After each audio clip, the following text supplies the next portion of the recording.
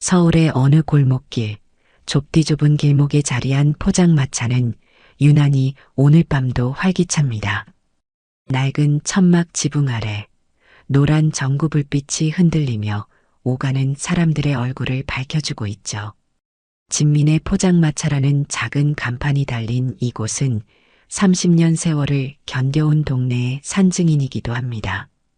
진미 할머니는 여든을 바라보는 나이에도 매일 저녁 6시부터 새벽 2시까지 이곳을 지키고 있습니다. 손님들은 그녀의 정성스러운 음식과 따뜻한 정에 이끌려 발걸음을 하는 경우가 많아요. 특히 오늘 밤 포장마차 안에는 두 팀의 손님이 자리를 잡고 앉아 있네요. 한쪽 구석에는 검은 정장을 차려입은 5명의 남자들이 소주잔을 높이 들며 시끄럽게 웃고 있습니다. 문신이 드러난 팔뚝, 번쩍이는 금목걸이, 그리고 언제나 허리춤에 손을 얹는 습관은 그들이 조직폭력배임을 짐작케 하는 요소였죠. 그중 가장 중앙에 앉은 남자는 5개의 빈 소주병을 앞에 두고 있었어요. 그가 바로 이 지역 일대를 주름잡는 조직의 두목 용팔이입니다. 다른 한편에는 나이가 지긋한 4명의 할아버지들이 조용히 자리를 지키고 있었습니다. 그들의 머리카락은 하얗게 새어 있고 주름진 얼굴은 세월의 흔적을 고스란히 담고 있었어요. 하지만 이따금 눈을 마주치면 그 속에서 예사롭지 않은 빛이 느껴지곤 했습니다. 그들은 작은 소주잔을 조금씩 채우며 오래된 추억을 나누는 중이었죠. 그때 우리가 백령도에 투입됐을 때 기억나십니까? 강 대령님이 저 바다에 빠져서 우리가 다 죽을 뻔했잖아요. 말을 꺼낸 이는 그중 가장 젊어 보이는, 그래봐야 70대 초반으로 보이는 박상사였습니다. 그의 말에 다른 3사람이 조용히 웃음을 터뜨렸어요. 그건 내 잘못이 아니라 박상사 자네가 지도를 거꾸로 들고 있었기 때문이었지. 강 대령이라 불린 최고령의 노인이 말했습니다. 그들의 웃음소리는 크지 않았지만 묘하게도 포장마차 안을 울리며 다른 쪽 테이블의 조폭들 귀에도 들렸습니다. 용팔이는 6번째 소주병을 비우고 있었죠. 평소보다 술을 많이 마신 그의 얼굴은 붉게 달아올라 있었고 눈빛은 흐릿했어요. 야, 저 꼰대들 뭐가 그렇게 웃긴 거야? 용팔이가 갑자기 큰 소리로 물었습니다. 그의 부하들은 웃음을 멈추고 고개를 돌려 노인들을 바라봤어요. 진미 할머니는 이 상황이 마음에 들지 않았습니다. 그녀는 재빨리 용팔이의 테이블로 다가가 새로운 안주를 내려놓으며 말했죠. 아이고, 우리 단골 손님, 오늘 기분이 좋으신가 봐요.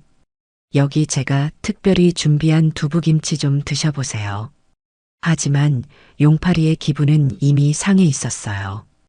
그는 할머니의 손을 거칠게 밀쳐내며 자리에서 일어섰습니다. 오늘 뭔가 재미있는 일이 필요한데.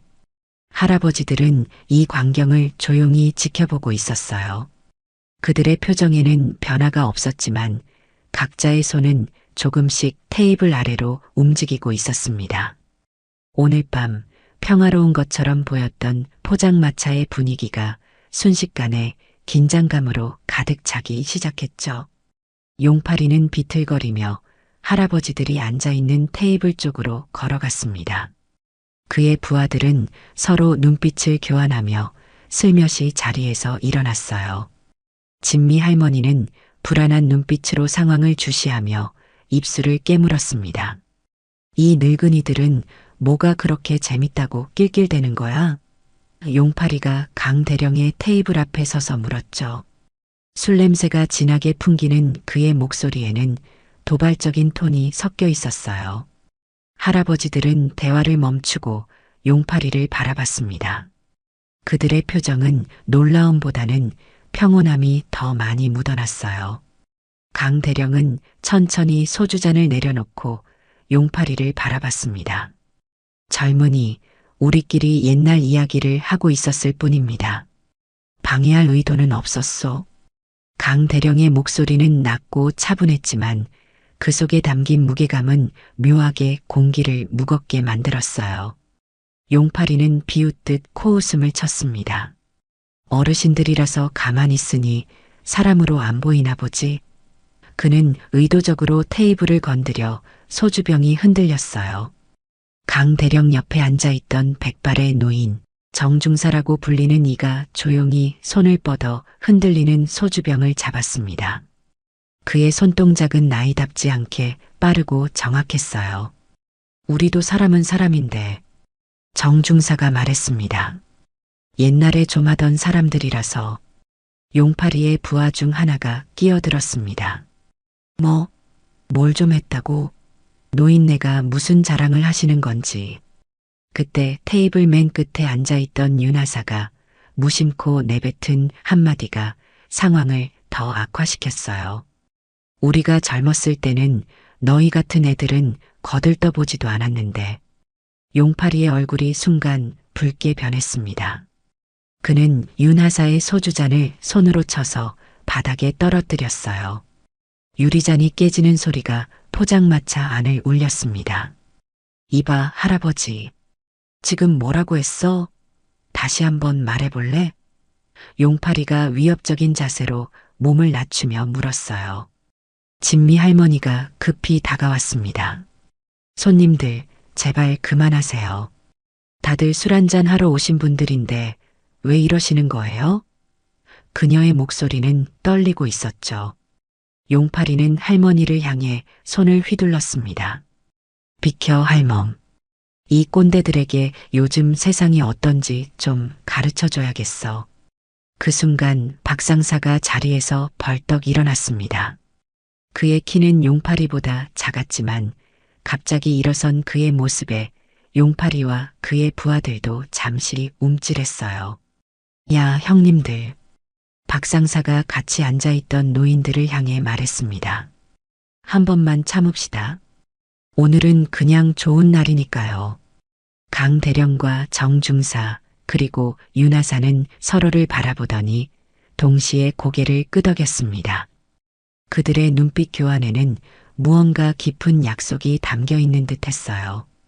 뭐야, 이 꼰대들. 용팔이가 비웃으며 말했습니다. 무슨 영화에서 튀어나온 것처럼 구는데? 박상사는 용팔이를 무시한 채 자리에 다시 앉으려 했어요. 이 무시하는 태도가 용팔이의 자존심을 건드린 모양이었죠. 그는 갑자기 손을 뻗어 박상사의 어깨를 강하게 잡아챘습니다. 너 지금 나 무시하는 거야? 용팔이가 소리쳤어요. 그리고 일이 벌어졌습니다.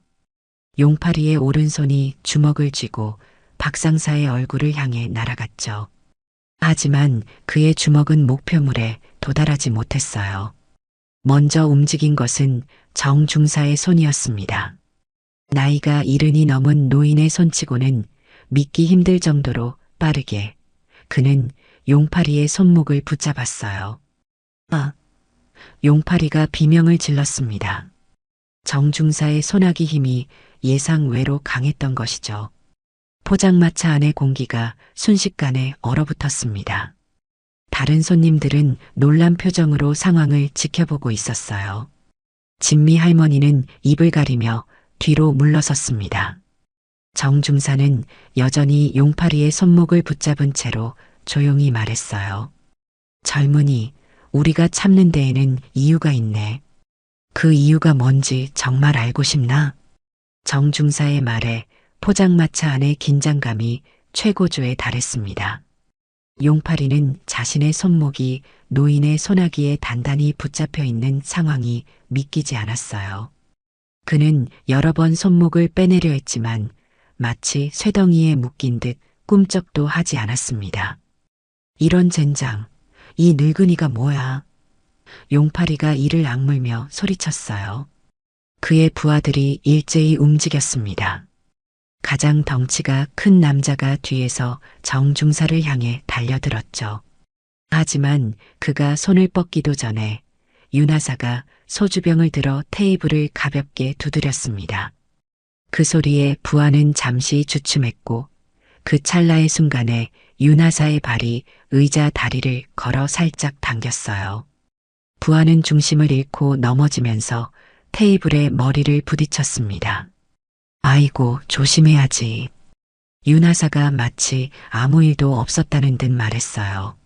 하지만 그의 눈은 이미 다음 상대를 파악하고 있었습니다. 용팔이는 점점 더 상황이 통제 불능으로 흘러가는 것을 느꼈어요. 그는 자유롭지 못한 손목으로 인해 제대로 힘을 쓰지 못했습니다. 너희들 뭐하냐? 저 늙은이들 다 때려 눕혀. 나머지 3명의 부하들이 동시에 움직였어요. 하나는 강 대령을 향해, 다른 하나는 박상사를 향해, 마지막 한 명은 다시 정중사를 공격하려 했습니다. 강 대령은 천천히 일어났어요. 그의 움직임은 느렸지만 눈빛만은 날카로웠습니다. 그를 향해 달려오는 부하를 보며 그는 한숨을 내쉬었죠. 이런 날이 또 오는군. 부하가 주먹을 휘두르자 강 대령은 마치 춤을 추듯 몸을 살짝 틀었습니다. 주먹은 허공을 갈랐고 강 대령의 손은 부하의 팔을 따라 미끄러지듯 올라가 어깨를 단단히 붙잡았어요. 그리고는 최소한의 힘으로 부하의 균형을 무너뜨려 테이블 위로 밀어버렸습니다. 소주병과 안주 그릇이 바닥으로 떨어지며 요란한 소리를 냈죠. 박상사를 향해 달려든 부하는 깨진 소주병을 손에 들고 있었습니다. 위험한 상황이었죠. 하지만 박상사는 미소를 지으며 앞에 놓인 쇠젓가락을 집어들었어요. 부하가 병을 휘두르자 박상사는 젓가락을 마치 단검처럼 사용해 상대의 손목 신경을 정확히 찔렀습니다. 부하의 손에서 힘이 빠졌고 병은 바닥에 떨어져 산산조각이 났어요. 아직도 감은 살아있네요. 박상사가 중얼거렸습니다. 정중사를 다시 공격하려던 부하는 이미 동료들이 제압되는 모습을 보고 망설였어요. 그 망설임을 놓치지 않고 정중사는 여전히 용팔이의 손목을 붙잡은 채 다른 손으로 테이블 위에 젓가락을 집어 부하의 목에 가볍게 던졌습니다. 정확히 목의 급소를 찌른 젓가락에 부하는 숨이 막히는 듯한 느낌을 받고 본능적으로 목을 부여잡았어요. 모든 일이 눈 깜짝할 사이에 벌어졌습니다. 진미 할머니와 다른 손님들은 놀란 표정으로 상황을 지켜보고 있었죠. 누구도 이 노인들이 이런 실력자들일 거라고는 예상하지 못했어요. 용팔이는 공포에 질린 표정으로 물었습니다. 너희 도대체 뭐냐? 강 대령이 천천히 다가와 용팔이의 눈을 똑바로 쳐다봤어요. 우리는 그저 옛 전우들일 뿐이네. 그 순간 포장마차 밖에서 경찰차 사이렌 소리가 들렸습니다. 누군가 신고를 한 모양이었죠. 노인들은 서로를 바라보며 눈빛을 교환했어요. 시끄러워지겠군요. 윤하사가 말했습니다. 정중사는 용팔이의 손목을 놓아주었어요. 풀려난 손목을 문지르며 용팔이는 뒷걸음질 쳤습니다. 그의 얼굴에는 분노와 두려움이 뒤섞여 있었어요. 이거 안 끝났어, 늙은이들. 용팔이가 으르렁거렸지만 그의 목소리에는 이전과 달리 확신이 없었습니다. 강 대령은 차분하게 대답했어요. 그래, 아직 끝나지 않았지. 하지만 자네가 원하는 방향으로 끝나지는 않을 걸세. 경찰차가 포장마차 앞에 멈춰섰고 2명의 경찰관이 안으로 들어왔습니다. 그들은 혼란스러운 현장을 보며 눈을 크게 떴어요. 여기서 무슨 일이 있었던 겁니까? 선임 경찰관이 물었습니다. 진미 할머니가 급히 나서서 말했어요. 아이고, 경찰관 아저씨. 저쪽 젊은이들이 술에 취해서 소란을 피우다가 넘어지고 그랬어요. 이 할아버지들은 그저 말리려다가. 경찰관은 의심스러운 눈으로 현장을 살폈습니다. 바닥에 널브러진 조폭들과 멀쩡히 서 있는 노인들 사이의 대비가 너무 컸기 때문이죠. 정말 그런 일이었습니까? 경찰관이 강 대령을 향해 물었어요. 강 대령은 미소를 지으며 고개를 끄덕였습니다. 네, 경찰관님. 저희는 그저 조용히 술 한잔하고 있었을 뿐입니다. 경찰이 현장 조사를 마치고 용파리와 그의 부하들을 연행한 뒤 포장마차는 다시 조용해졌습니다. 진미 할머니는 바닥에 떨어진 깨진 유리 조각들을 쓸어 담으며 한숨을 내쉬었어요. 아이고, 이런 일이 생길 줄 알았으면 저 사람들 받지 말걸. 진미 할머니가 중얼거렸습니다. 강 대령이 다가가 빗자루를 대신 들었어요. 저희 때문에 난리가 났네요. 미안합니다, 주인장. 진미 할머니는 손사래를 치며 빗자루를 다시 가져가려 했지만 강 대령은 놓아주지 않았죠. 아니에요. 할아버지들이 오히려 위험한 상황에서 도와주셨는데 제가 감사해야죠. 정중사가 술병들을 모으며 말했습니다. 주인장, 저희가 다 치울 테니 앉아 계세요. 오늘 수입도 줄었을 텐데 이 정도는 해야죠. 할머니는 잠시 망설이다가 의자에 앉았어요. 그녀의 얼굴에는 피로가 가득했습니다. 정말 놀랐어요. 할아버지들이 그렇게 대단하신 줄은 몰랐네요. 윤하사가 쓰레기를 모으며 웃음을 지었어요. 우리가 언제나 이랬던 건 아닙니다. 그저 젊었을 때 특별한 일을 좀 했을 뿐이죠. 할머니의 눈에 호기심이 반짝였습니다. 특별한 일이요? 혹시 군인이셨나요? 4명의 노인들은 서로를 바라봤어요. 잠시 침묵이 흐른 뒤 강 대령이 고개를 끄덕였습니다. 네, 맞습니다. 하지만 그냥 평범한 군인은 아니었죠. 그의 말에 포장마차 안에 남아있던 몇몇 손님들도 귀를 기울였어요. 모두가 이 노인들의 정체에 궁금증을 품게 된 것이었죠. 강 대령은 자리에 앉으며 천천히 이야기를 시작했습니다.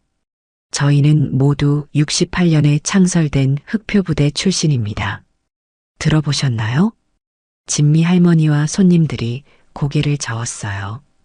강 대령은 예상했다는 듯 미소를 지었습니다. 당연합니다. 저희 부대는 공식적으로 존재하지 않았으니까요. 북한 특수부대에 대응하기 위해 만들어진 최정예 비밀 부대였죠. 청와대 근접 경호, 국가 기밀작전, 북파 특수작전까지. 말하자면 그림자처럼 움직이는 사람들이었습니다. 손님들의 눈이 커졌어요. 이런 이야기는 영화나 드라마에서나 들을 법한 것이었죠. 박상사가 소주잔을 들며 말을 이었습니다. 저희는 모두 각자 다른 군 출신이었어요. 저는 해병대, 정중사는 공수부대, 윤하사는 해군 특수전단, 그리고 강 대령님은 육군 특전사 출신이셨죠. 각 군의 최고 인재들을 모아 특별 훈련을 받았습니다. 정중사는 자신의 손가락을 유심히 바라보며 말했어요. 젊었을 때는 이 손으로 사람을 살리기도 했고 해치기도 했습니다. 지금은 그저 손주들 머리나 쓰다듬는 평범한 할아버지의 손이 되었지만요. 윤하사가 부드럽게 웃으며 덧붙였습니다. 저희는 매년 이맘때 모입니다. 오늘이 흑표부대 창설 기념일이거든요.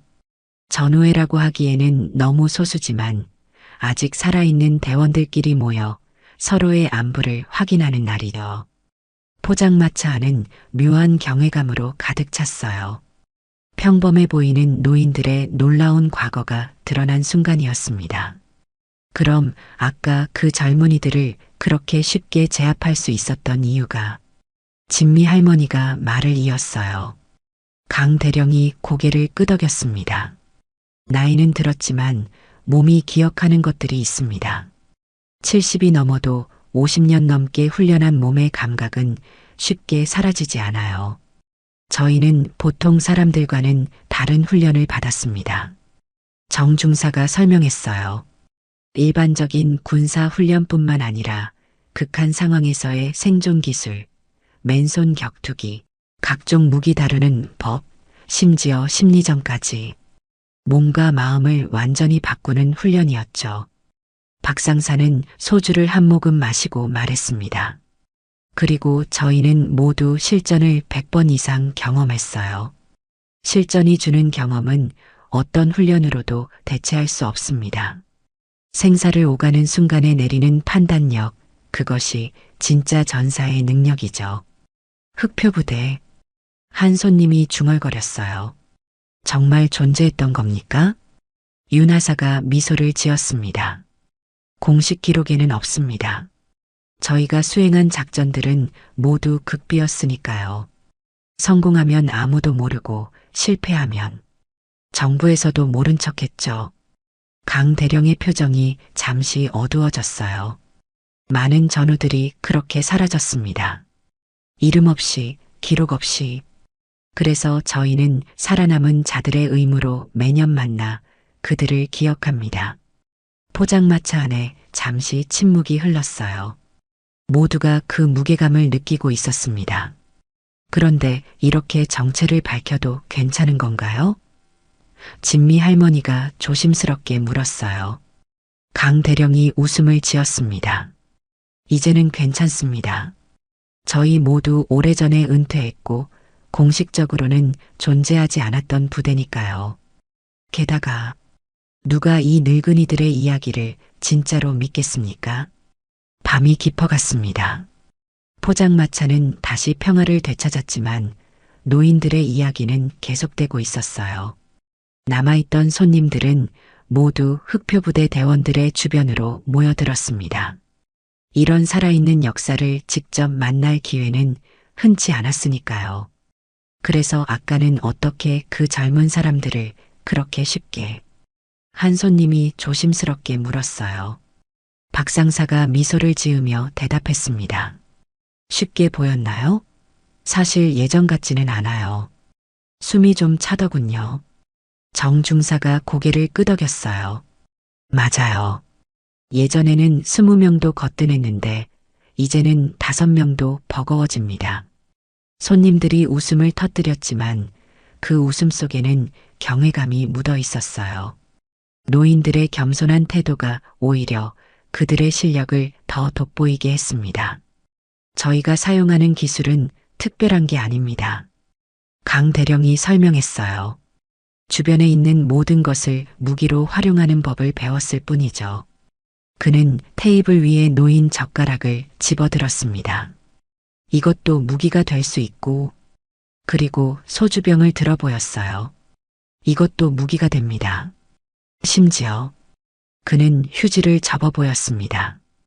이런 것도 제대로 사용하면 상대를 제압할 수 있죠. 윤하사가 덧붙였어요. 저희가 배운 것은 단순한 싸움 기술이 아니라 상황을 읽고 판단하는 능력입니다. 상대의 약점을 찾아내고 주변 환경을 최대한 활용하는 거죠. 그래서 포장마차 같은 좁은 공간에서 오히려 더 유리했던 겁니다. 정중사가 말했어요. 좁은 공간은 무작정 힘으로 밀어붙이는 젊은이들에게는 불리하지만 정밀한 기술을 사용하는 저희에게는 오히려 장점이 됩니다. 박상사가 소주잔을 들어 올리며 웃었습니다. 그리고 무엇보다 저희는 팀워크가 완벽해요.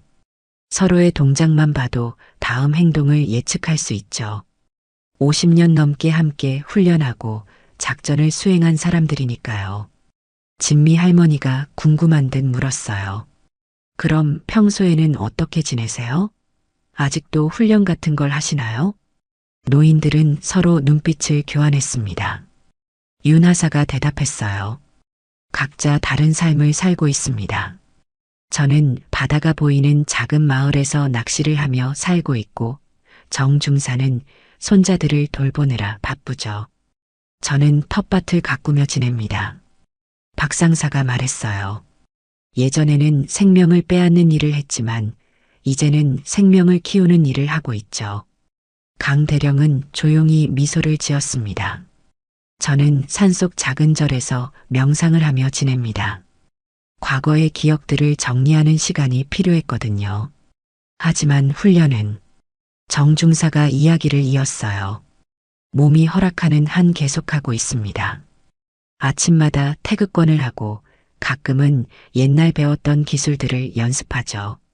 쓸 일은 없지만 몸이 기억하는 한 계속하는 게 좋을 것 같아서요.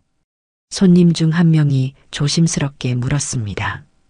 혹시 북한에도 가보신 적이? 노인들의 표정이 잠시 굳었어요. 강 대령이 천천히 대답했습니다.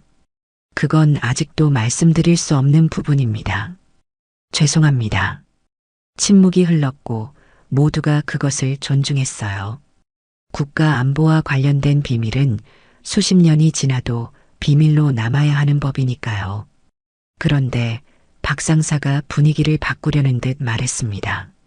저희가 사용하는 기술 중에는 재미있는 것들도 많아요. 예를 들면 그는 테이블 위에 놓인 젓가락을 집어 손가락 사이에서 춤추듯 움직였어요. 그리고는 갑자기 힘을 주어 젓가락을 구부렸습니다. 금속 젓가락이 그의 손아귀에서 휘어진 거죠.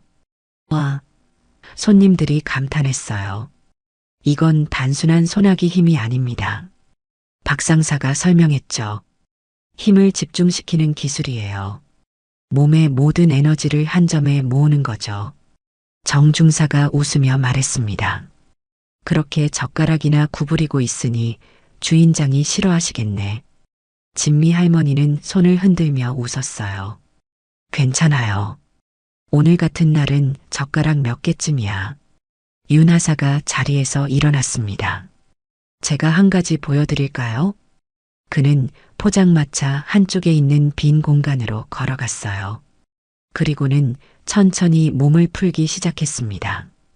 그의 동작은 처음에는 느리고 부드러웠지만 점점 빨라졌어요. 손과 발이 공기를 가르며 움직였고 그의 몸은 마치 물처럼 흐르는 듯 했습니다. 이것은 저희가 배운 그림자 기술입니다. 강 대령이 설명했어요. 상대가 볼 수 없는 속도로 움직이는 법이죠. 윤 하사는 이 기술의 대가였습니다. 윤 하사의 움직임이 절정에 달했을 때 그는 갑자기 멈춰 섰어요.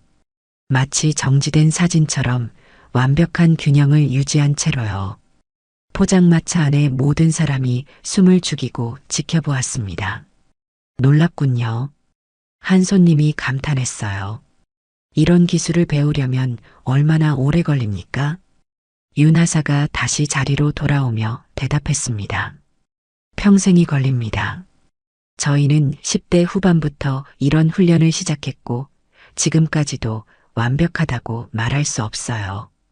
인간의 몸은 끊임없이 발전할 수 있으니까요. 시간이 흘러 자정이 지났습니다. 포장마차에는 흑표부대 출신 노인들과 몇 명의 손님들만 남아 있었어요. 진미 할머니는 피로했지만 이런 특별한 손님들과의 시간을 소중히 여기며 계속 자리를 지켰습니다. 아까 그 젊은이들은 제가 신고해서 경찰이 데려갔지만 곧 풀려날 거예요. 진미 할머니가 걱정스러운 표정으로 말했죠. 그 사람들, 이 근처에서 좀 세력이 있는 조직이라 걱정됩니다. 강 대령이 차분하게 대답했어요. 걱정 마세요. 그들은 다시 오지 않을 겁니다. 어떻게 그렇게 확신하세요? 한 손님이 물었습니다. 정중사가 미소를 지으며 설명했어요. 젊은이들의 가장 큰 약점은 자신의 한계를 모른다는 겁니다. 오늘 그들은 자신들의 한계를 분명히 깨달았을 거예요. 그게 때로는 가장 중요한 교훈이 됩니다. 맞아요. 박 상사가 덧붙였죠. 그들은 몸으로는 강할지 몰라도 실전 경험이 없습니다. 저희와 그들의 차이는 단순한 기술의 차이가 아니라 실전에서 오는 경험의 차이예요. 윤 하사는 손가락으로 소주잔을 돌리며 말했습니다. 저희는 모두 100번 이상의 실전을 경험했습니다. 생사를 넘나드는 순간에 내려야 하는 결정들. 그것이 진짜 전사를 만들어내죠. 강 대령의 눈빛이 깊어졌어요. 젊음과 힘은 분명 강력한 무기입니다. 하지만 경험과 지혜를 이길 수는 없어요. 오늘 그들이 배운 것은 그런 교훈이었을 겁니다.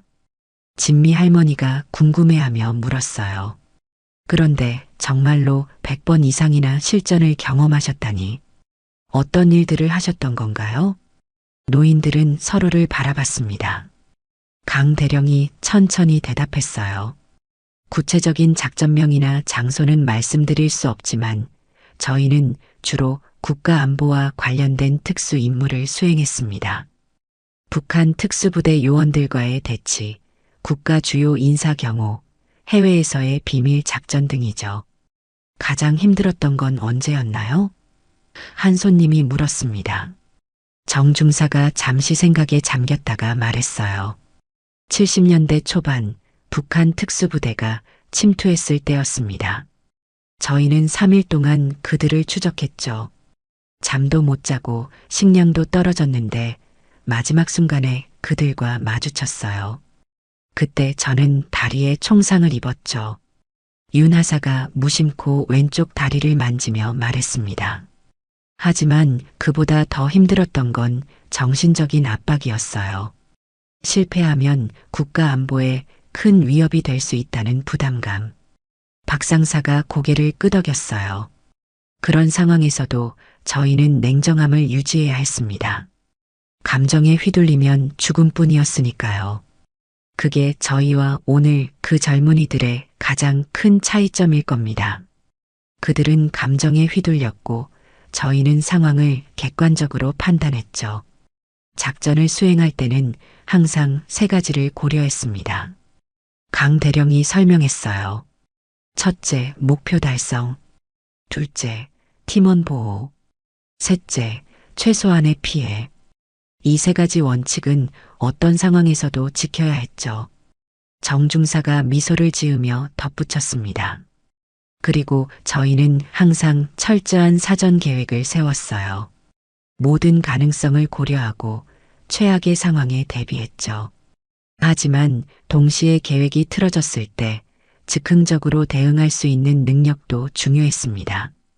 그래서 오늘 그 젊은이들을 상대할 때도 서로 눈빛만으로 의사소통이 가능했던 거군요.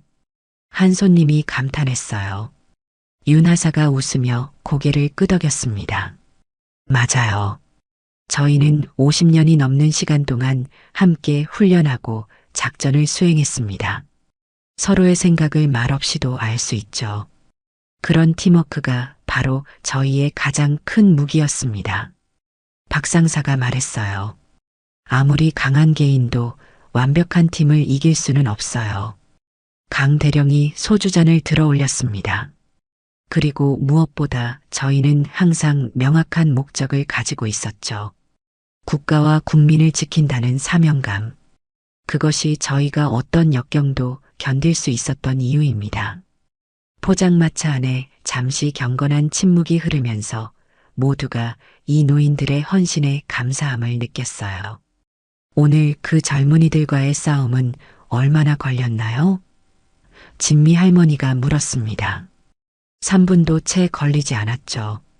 정중사가 대답했어요. 실전에서는 대부분의 상황이 수초 내에 결정됩니다. 길어야 몇 분 안에 모든 것이 끝나죠. 윤 하사가 덧붙였습니다. 그게 바로 저희가 반복해서 훈련했던 이유입니다. 몸이 알아서 반응하도록 만들어야 했어요. 생각할 시간이 없을 때도 몸이 제대로 움직일 수 있게요. 저희가 사용한 기술들은 단순해 보일 수 있지만 그 속에는 깊은 원리가 있습니다. 박 상사가 설명했어요. 상대의 힘을 이용하고 최소한의 에너지로 최대한의 효과를 내는 것. 그것이 저희 기술의 핵심이었죠.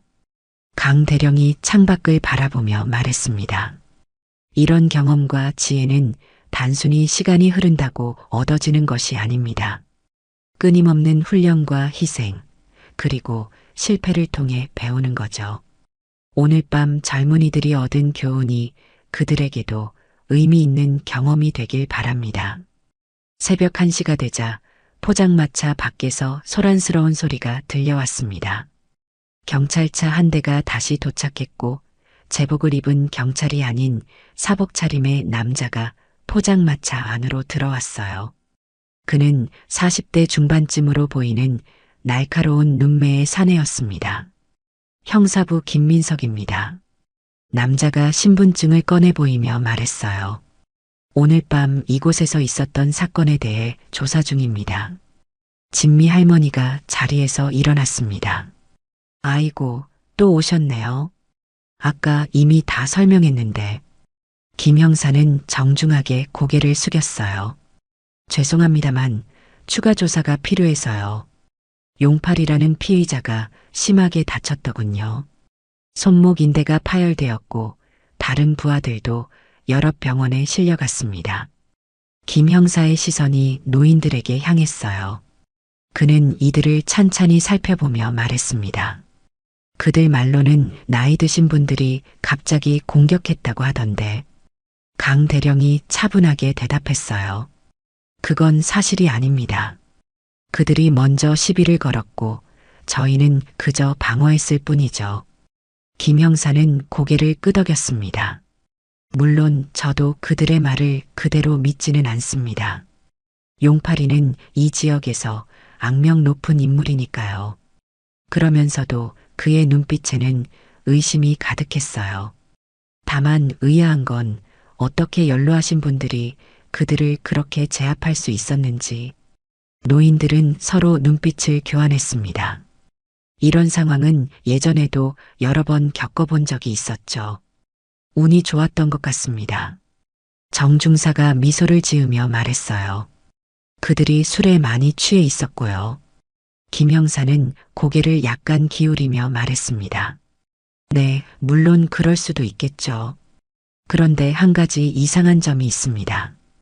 그는 주머니에서 노트를 꺼내 확인했어요. 용팔이의 손목 부상. 의사 소견으로는 이런 부상은 일반인이 가하기 어렵다고 하더군요. 특수 격투 기술을 사용한 흔적이 있다고. 포장마차 안에 긴장감이 감돌았습니다. 진미 할머니와 남아있던 손님들의 눈이 노인들에게 집중됐어요. 윤하사가 가볍게 웃으며 말했습니다. 젊었을 때 태권도를 좀 배웠습니다. 아마 그때의 기억이 도움이 됐나 보네요. 김 형사의 눈이 가늘어졌어요. 태권도만으로 그런 부상을 입히기는 어렵습니다. 제가 보기에는 특수부대에서 사용하는 제압 기술 같은데요. 강 대령이 천천히 일어섰습니다. 그의 움직임에서는 여전히 위험이 느껴졌어요. 형사님, 저희가 누구인지 궁금하신 모양이군요. 김 형사는 직설적으로 물었습니다. 혹시 군 출신이신가요? 강 대령은 잠시 말을 아끼다가 고개를 끄덕였어요. 네, 그렇습니다. 저희는 모두 군에서 복무했습니다. 단순한 군 경력으로는 그런 기술을 구사하기 어렵습니다. 김 형사가 계속 물었어요. 특수부대 출신이신가요? 포장마차 안의 공기가 무거워졌습니다. 박상사와 정중사, 윤하사 모두 강 대령을 바라봤어요. 어떻게 대답할지는 항상 그의 결정이었습니다. 강 대령은 깊은 숨을 내쉬었어요. 형사님, 우리나라를 위해 몇십 년을 복무한 노인들에게 이런 취조가 필요할까요? 김 형사의 표정이 살짝 누그러졌습니다. 취조가 아닙니다. 다만 사건을 명확히 하고 싶을 뿐이죠. 그렇다면 분명히 말씀드리겠습니다. 강 대령이 김 형사의 눈을 똑바로 쳐다보며 말했어요. 저희는 그저 나라에 조금 봉사했던 사람들입니다. 그 간단한 대답 속에 담긴 깊은 의미를 김 형사는 놓치지 않았어요. 그의 눈에 잠시 경외감이 스쳤습니다. 혹시 흑표? 김 형사가 작은 목소리로 말을 꺼내려 했지만 강 대령이 미소와 함께 손을 들어 그를 제지했어요. 형사님, 이제 그런 이름들은 역사 속으로 사라진 지 오래입니다.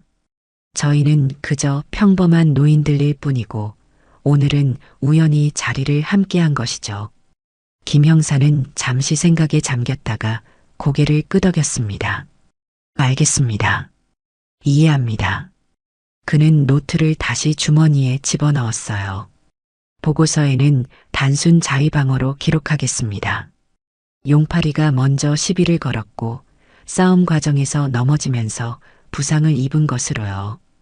감사합니다. 강 대령이 고개를 숙였어요. 김 형사가 떠나기 전 그는 문득 발걸음을 멈추고 돌아봤습니다. 혹시 제가 형님들께 개인적으로 한 가지 여쭤봐도 될까요? 노인들이 기다리는 눈빛으로 그를 바라봤어요. 제 아버지도 특수부대 출신이었습니다. 70년대 초반에 북파 공작 중 전사하셨다고 들었는데 김 형사의 목소리가 살짝 떨렸어요. 혹시 김진태 대위를 아시는지? 4명의 노인들은 서로를 바라봤습니다. 그들의 표정에 잠시 놀라움이 스쳤어요. 윤 하사가 천천히 입을 열었습니다. 진태, 그는 용감한 사람이었네요. 김 형사의 눈이 커졌어요. 그럼 정말 강 대령이 손을 들어 그를 조용히 제지했습니다. 이상한 우연이군요. 하지만 더 이상의 이야기는 이해합니다. 김 형사가 깊이 고개를 숙였어요. 감사합니다. 정말 감사합니다. 김 형사가 떠난 후 포장마차 안에는 묘한 침묵이 흘렀습니다. 진미 할머니가 먼저 입을 열었어요. 형사 아버지도 아는 분이었나 봐요. 강 대령이 고개를 끄덕였습니다. 그는 우리 부대에서 가장 용감한 대원 중 한 명이었어요. 그가 아들이 있었다는 건 몰랐지만 세상은 참 작네요. 그래서 형사가 보고서를 그렇게 쓰기로 한 거군요. 한 손님이 말했어요. 박 상사가 미소를 지었습니다. 아마도요. 하지만 우리의 정체는 여전히 비밀로 남아야 합니다. 지금도 그렇고 앞으로도 그럴 테니까요. 새벽 2시 진미 할머니의 포장마차는 문을 닫을 시간이 되었습니다. 노인들은 테이블을 정리하고 각자의 지갑에서 돈을 꺼내 계산했어요. 강 대령은 평소보다 훨씬 많은 금액을 내려 했지만 진미 할머니는 고개를 저었습니다. 아이고, 너무 많아요. 오늘은 오히려 제가 감사해야 할 일인데. 할머니가 말했어요. 정중사가 미소를 지으며 말했습니다. 주인장, 받으세요. 저희 때문에 손님들도 일찍 돌아가고 물건도 많이 깨졌잖아요. 진미 할머니는 한숨을 쉬더니 결국 돈을 받았어요. 내년에도 꼭 오세요. 특별히 좋은 안주를 준비해 드릴게요. 꼭 그러겠습니다. 윤 하사가 약속했어요. 다음에는 조용히 술 마시고 가도록 하죠. 4명의 노인들은 포장마차를 나서며 서늘한 새벽 공기를 맞았습니다. 서울의 밤거리는 여전히 불빛으로 반짝이고 있었지만 사람들의 발걸음은 드물었어요. 그들은 천천히 골목길을 걸었습니다. 생각보다 시끄러운 밤이었네요. 박 상사가 말했어요.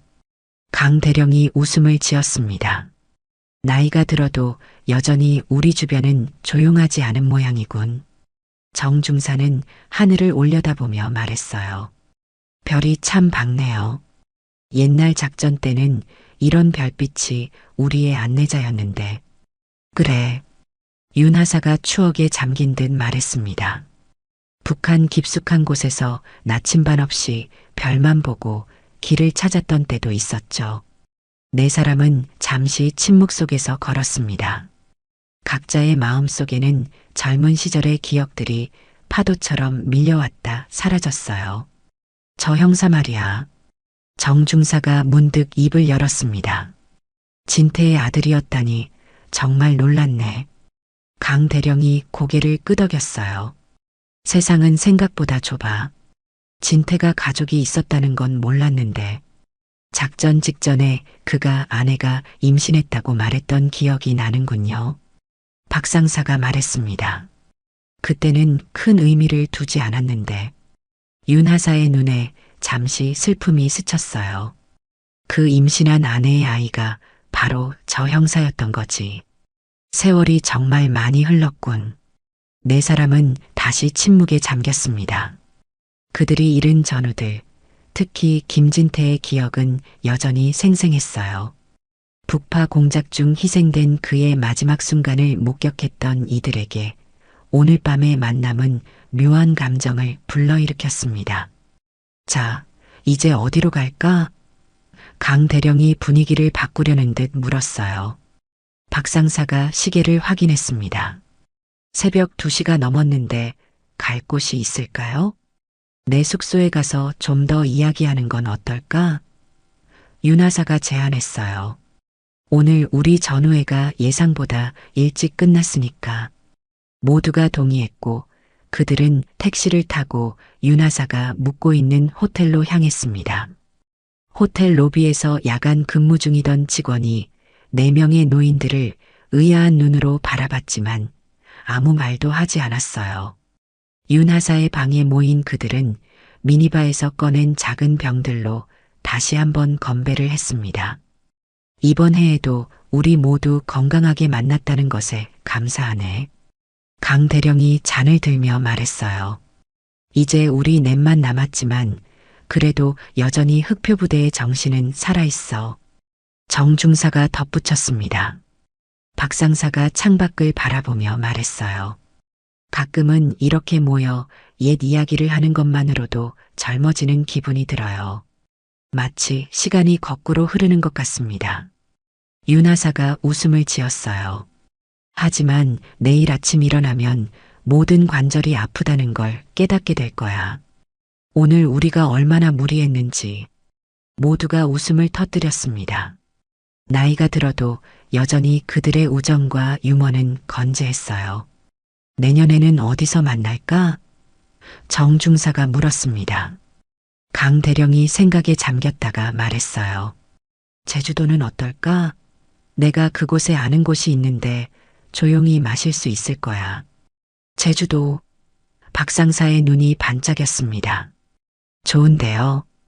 바다도 보고 한라산도 올라볼 수 있을 것 같습니다. 윤하사가 웃으며 농담을 던졌어요. 한라산? 우리 나이에? 박 상사, 자네는 여전히 젊은 시절의 기억에 살고 있군. 왜 못 올라갈 것 같아? 박 상사가 도전적으로 물었습니다.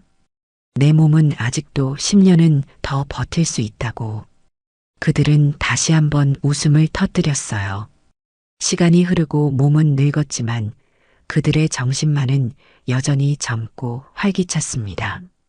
하지만 다음엔 제발 조용히 마시자. 강 대령이 진지한 표정으로 말했어요. 오늘처럼 소란을 피우면 우리 나이에 감당하기 힘들어.